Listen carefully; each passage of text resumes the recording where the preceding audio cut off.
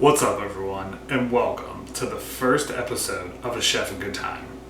I'm Chef T, and I'll be guiding you on what I hope to be a series of awesome culinary adventures. I'm doing this for the people who can't cook, the people who are dreaming of new ways to cook, and honestly, just for the chef in good time of it. So I hope that you'll follow along, learn some new things, maybe make cooking a little easier, maybe make it something that you're trying for the first time. Again, let's see how things go tonight, and I hope that you enjoy. Alright everyone, on tonight's agenda, pork chops. It's something that a lot of people don't cook, and I think that it's a lot of the reasons that it happens is because people are too afraid that they're going to be dry, they're a tough piece of meat, but I'm here to tell you that pork chops don't have to be dry. Growing up, one of the biggest things people always did was overcook. Till I went to culinary school, I didn't even realize that you could have a moist pork chop.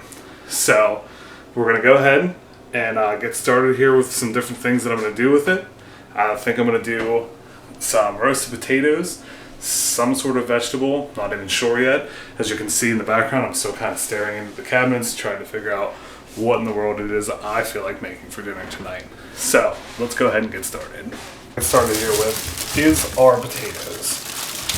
So I'm using red potatoes tonight because, in my opinion, they're one of the best roasting potatoes. They hold their shape. They do well with roasting, pan searing, anything that you kind of want to do with them. They're nice because, again, they still hold that shape and give you that texture. So as you can see, we have our knife here. A lot of people, this is maybe something you didn't know and maybe something you could try. So a lot of people hold a knife like this. You know, when you have it, it's crazy.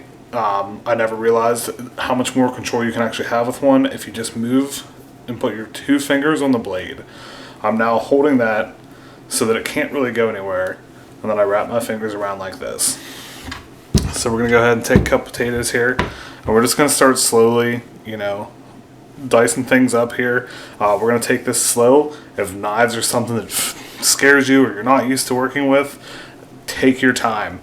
And one of the big things that you can do to start is if you take one edge off, now instead of having a rolling potato, if you roll to that edge, you've got a nice flat edge that you can work with whenever you're trying to cut it. Now it can't really roll out of your way, and then we'll come back to this little piece. So you're just going to make your slices, and then take your little stack here, lay it on its side, and then I'm going to cut back down through. I want to go a little bit bigger than that, and then we're going to turn it again and come back through this way, so that now we have our nice potatoes. Push them off to the side, and then our little pieces that kind of fall out, you can come back through. Again, you can run your knife through, run it through, slice down. So I'm going to go ahead and cut up the rest of these, and then we'll head to the next step.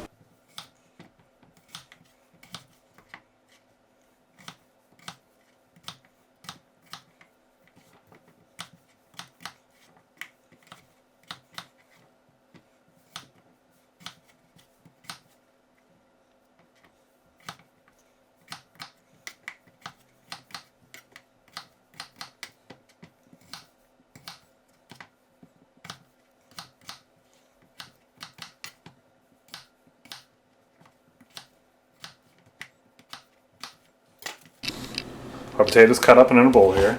I have my nice little mixture here of salt and pepper. I like to keep that on hand so it's a lot easier to salt and pepper things. Tonight we're actually going to be using one of these to season our potatoes. So I'm thinking that's going to happen. Now I've got my little bit of olive oil.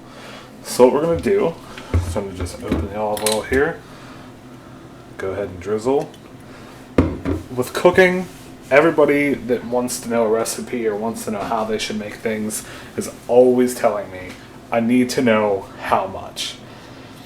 I'm terrible at doing how much. So for me, it's more of a look, it's more of a taste. As you can see, I just kind of threw some in there, probably a tablespoon to 2 tablespoons.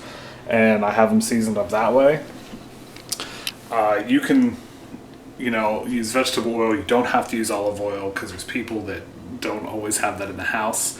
You can, if you're trying to be a little bit more healthier, there's now the coconut oil. So there's different things that you can use. And again, you're going to change the flavor by just a little bit, but it's not enough that you should worry that it's going to change your recipe so much from mine.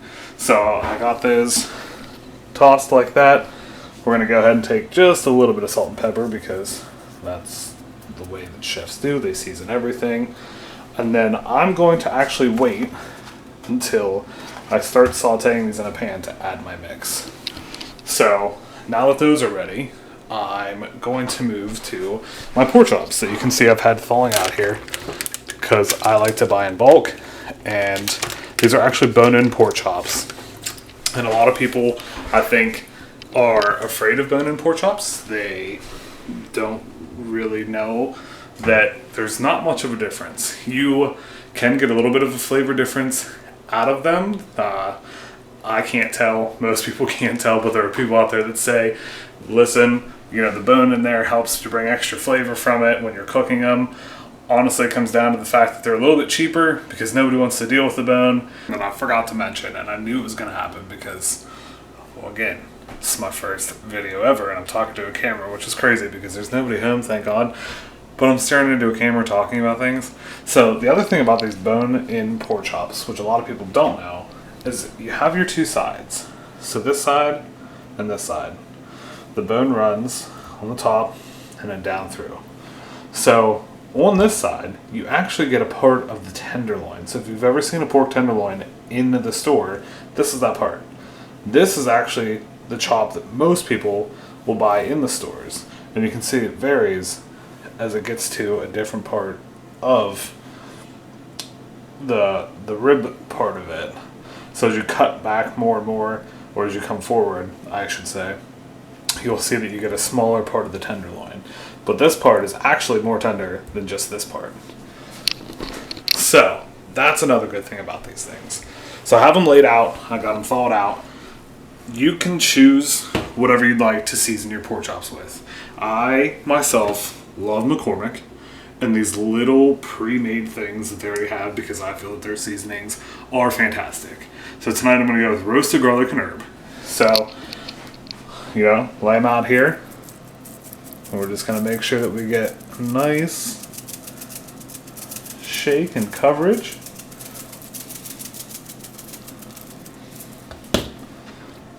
Flip those bad boys over. Repeat.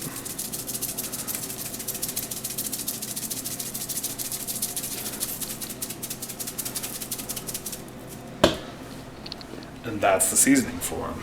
So it's not over the top. It's not anything that's too crazy. You could use salt and pepper if you just wanted something plain. Or again, the imagination can run wild here. That's the best part about cooking, is that it's what you want to make out of it and what you want to have for dinner and whatever your flavors are that you'd like to make. So I got those seasoned. We got our potatoes chilling in the back. Over here on the stove, I've got both of our pans.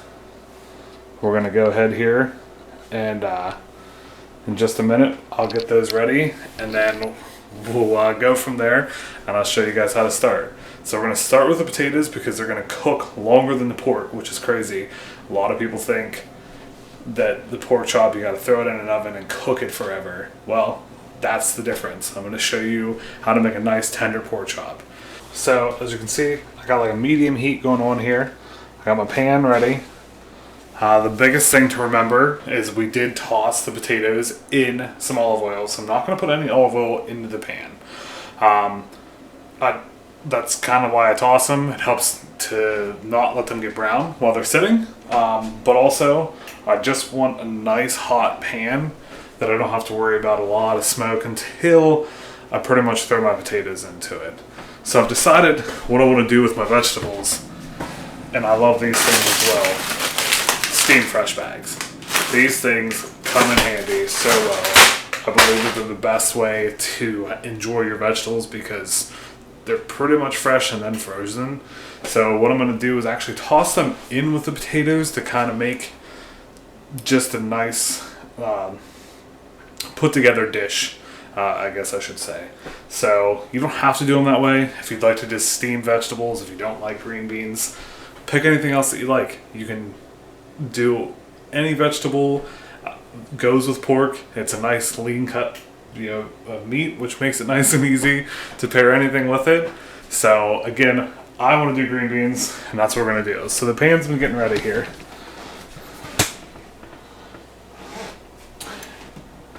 And I can feel the heat coming off of it, so I'm just going to toss these in. And that's the sound you're looking to hear for sure. So I'm going to go ahead, kind of let those sit.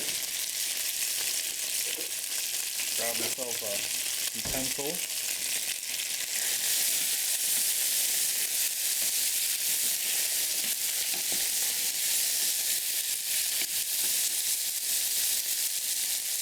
So they're going to take a little bit.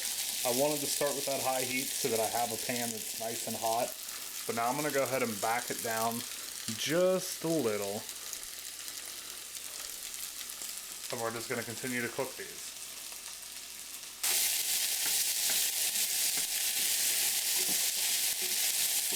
You'll have that every once in a while. It's just a casualty.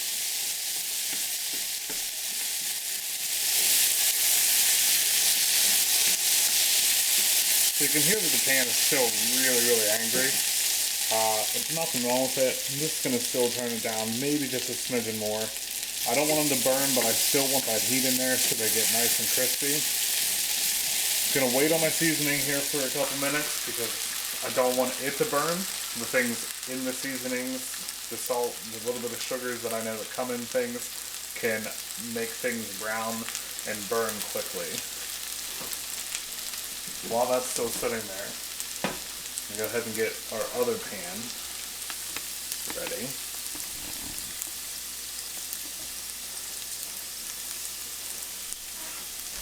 So this one, I am going to use just a little bit of olive oil to sear the pork chops in.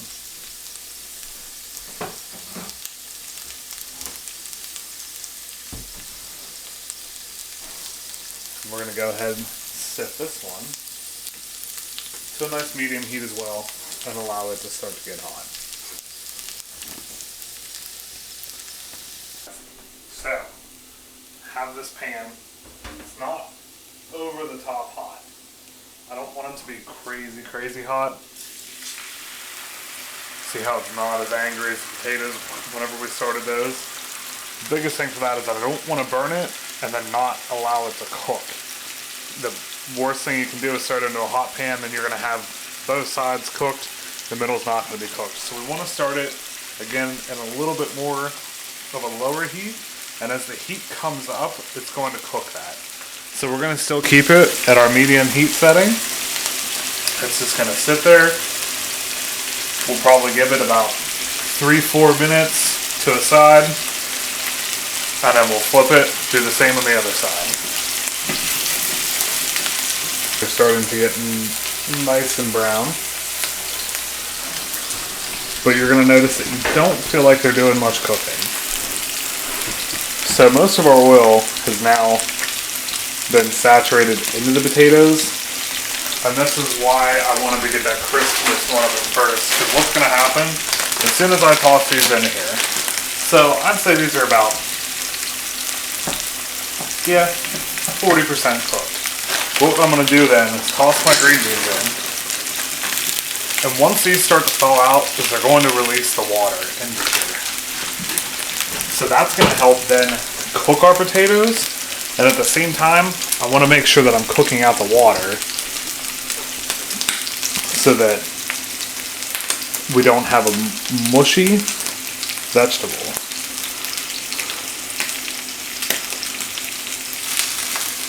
So I'll kind of just let this sit here.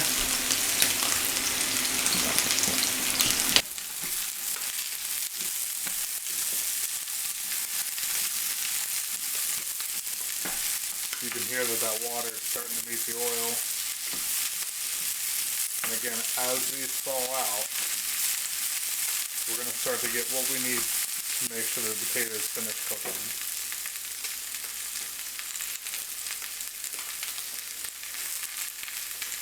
Blood is starting to rise to the top. That's a good indication that we're going to want to start to turn it here soon, but not right now.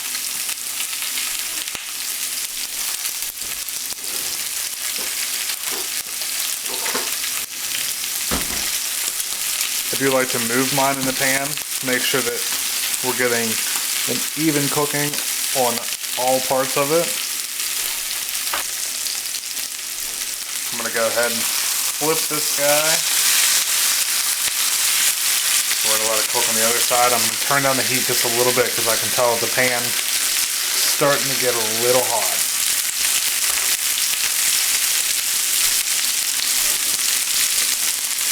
This is when I'm going to want to add my seasoning.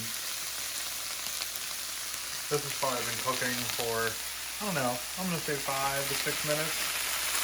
We're going to get this in here.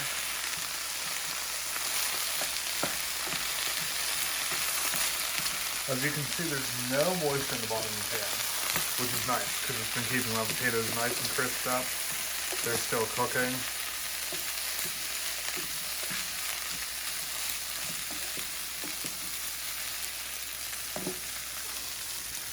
This pork chop's just about ready to come out. Okay, so we're coming down to the end of it. I got the last pork chop in the pan. I got our mix of our green bean potato hash going on here. Check that out. I've already turned the pan off. It's going to stay nice and warm. Again, our potatoes have such a nice color to them. They're still held together. So this is the part I want to show you over here. So that first pork chop, I took it off and let it rest. The biggest thing about meat is letting them rest. See all this juice? That's about the color that you're looking for. So again, you saw how long that took me to cook it. This inside is what you're looking for. This little bit of pink is not going to kill you. So that's what you're looking for whenever you want to cook a nice pork chop. Again, 5 minutes. Let it just sit, rest. All those juices from it being so hot are going to start to contract back into the meat. And then it's going to obviously let some out. But that's what you're looking for to have a nice juicy pork chop. So I'm going to finish up this last pork chop. And then I'm going to throw the plate together. In terms of plating, again, you're going to be eating most of this stuff at your own home, so you don't have to go all out.